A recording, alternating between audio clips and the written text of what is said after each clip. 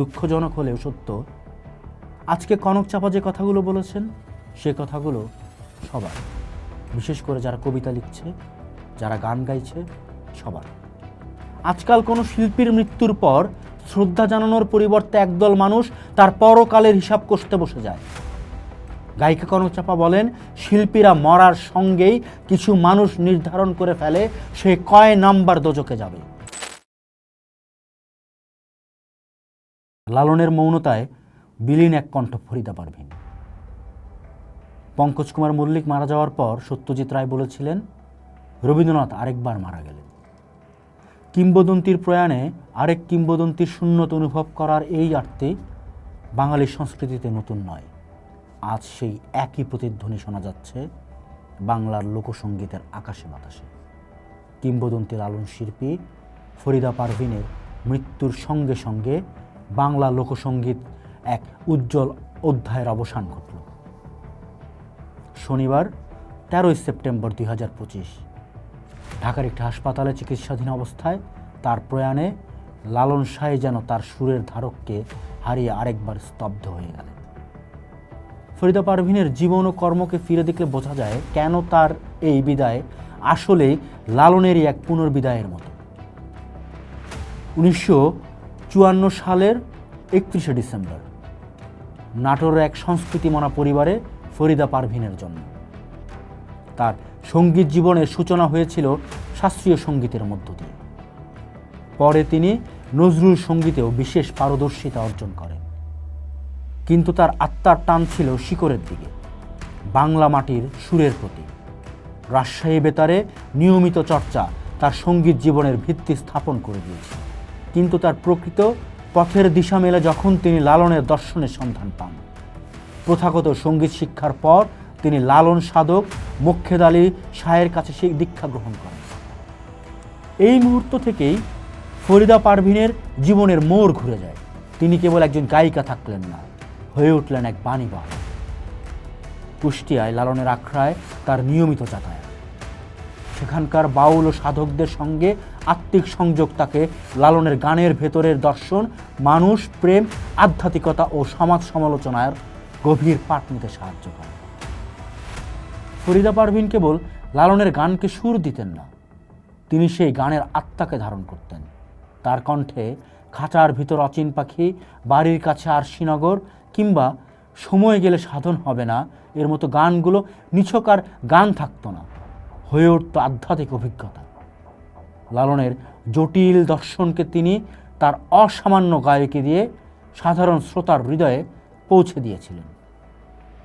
তার কণ্ঠের গভীরতা, সুরের আকুতি এবং বাণীর প্রতি অবিচল নিষ্ঠা তাকে এনে দিয়েছিল লালন কন্যা বা লালন সম্রাজ্ঞীর মতো উপাধি।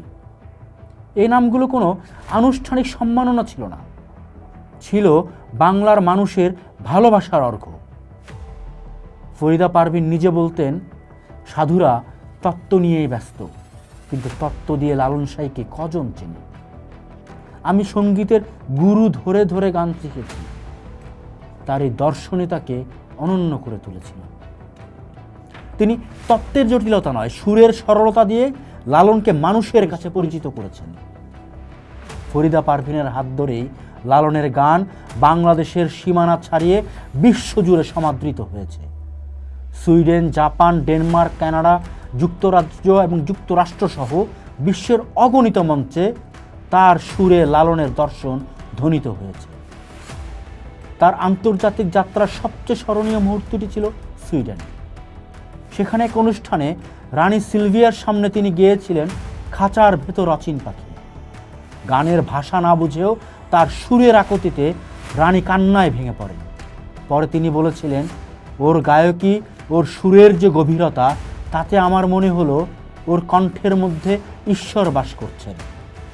ওর কথা বোঝার আমার দরকার নেই, কিন্তু আমার মনে হচ্ছে ওর সুরের ভেতর একটা কষ্ট লুকিয়ে আছে, যে কষ্টটা আমার কষ্টের সাথে মিলে যায়। ফরিদা পারভীনের কণ্ঠ সার্বজনীন ছিল। তিনি সুর দিয়ে ভাষার সীমাবদ্ধতাকে অতিক্রম করে যেতেন। ফরিদা পারভীনের এই দীর্ঘ সঙ্গীত জীবনের অসামান্য অবদান জাতীয় এবং আন্তর্জাতিক স্তরে স্বীকৃতি পেয়েছে। বাংলাদেশ সরকার তাকে 1987 সালে দেশের দ্বিতীয় সর্বোচ্চ বেসামরিক সম্মাননা 21 পদকে ভূষিত করে। 1993 সালে তিনি শ্রেষ্ঠ প্লেব্যাক গায়িকা হিসেবে জাতীয় চলচ্চিত্র পুরস্কার লাভ করেন। তবে তার মুকুটে সবচেয়ে উজ্জ্বল পালকটি যুক্ত হয় 2008 সালে। তিনি যখন মর্যাদাপূর্ণ ফুকুওকা এশিয়ান কালচারাল প্রাইজ অর্জন করেন। এই পুরস্কার তার ব্যক্তিগত সাফল্য ছিল না, এটি ছিল লালনের দর্শন ও বাংলা লোকসঙ্গীতের বিশ্বজনীন স্বীকৃতি। ফরিদা পারভীন কেবল গেয়েই ক্ষান্ত হননি, তিনি লালনের সুরকে ভবিষ্যৎ প্রজন্মের কাছে পৌঁছে দেওয়ার দায়িত্বও নিয়েছিলেন। অচিন পাখির মতো প্রতিষ্ঠান গড়ে তুলে তিনি নতুন প্রজন্মের শিল্পীদের লালন সঙ্গীতে প্রশিক্ষণ দিয়েছেন। তিনি লালন সঙ্গীতের ধারাবাহিকতা রক্ষায় একজন অভিভাবকের ভূমিকা পালন করেছেন। তবে তার এই পথ চলা বিতর্কের ঊর্ধ্বে ছিল না। লালনের গান যখন আখড়ার ধুলোমাটি থেকে উঠে এসে শহরের শীতাতপ নিয়ন্ত্রিত মঞ্চে পরিবেশিত হতে শুরু করে, তখন অনেকেই এর মূল ভাব বিচ্যুতি নিয়ে প্রশ্ন তুলেছিলেন। কিন্তু ফরিদা পারভীন এই দুই জগতের মধ্যে এক সফল সেতু বন্ধন রচনা করেছিলেন। তিনি আখড়ার আত্মিক পরিবেশকে মঞ্চের আনুষ্ঠানিকতায় অনুবাদ করতে পেরেছিলেন, যা লালনকে এক নতুন বৃহত্তর শ্রোতামণ্ডলীর কাছে পৌঁছে দিয়েছিল। আজকের এই অসহিষ্ণু সময়ে যখন ধর্ম, জাত ও মতবাদের বিভেদ সমাজকে ছিন্ন ভিন্ন করে দিচ্ছে, তখন লালনের প্রাসঙ্গিকতা আরও বেশি। লালনের গান মানুষকে মানুষ হিসেবে ভালোবাসতে শেখায়, সব বিভেদের ঊর্ধ্বে উঠে মানবিকতাকে সম্মান করতে বলে। ফরিদা পারভীন তার কণ্ঠে সেই বার্তাকে 4 দশকের উপর মানুষের ধারণ করে মানুষের কানে পৌঁছে দিয়েছে। কিন্তু দুঃখজনক হলেও সত্য, আজকে কনক চাপা যে কথাগুলো বলেছেন, সে কথাগুলো সবার, বিশেষ করে যারা কবিতা লিখছে, যারা গান গাইছে, সবার। আজকাল কোনো শিল্পীর মৃত্যুর পর শ্রদ্ধা জানানোর পরিবর্তে একদল মানুষ তার পরকালের হিসাব কষতে বসে যায়। গায়িকা কনক চাপা বলেন, শিল্পীরা মরার সঙ্গেই কিছু মানুষ নির্ধারণ করে ফেলে সে কয় নাম্বার দোজকে যাবে, আর সবার হাতে যেন বেহেশতের টিকিট। এই সামাজিক অবক্ষয়ের সময়ে দাঁড়িয়েও ফরিদা পারভীনের বিদায় আরও বেশি অর্থবহ হয়ে ওঠে।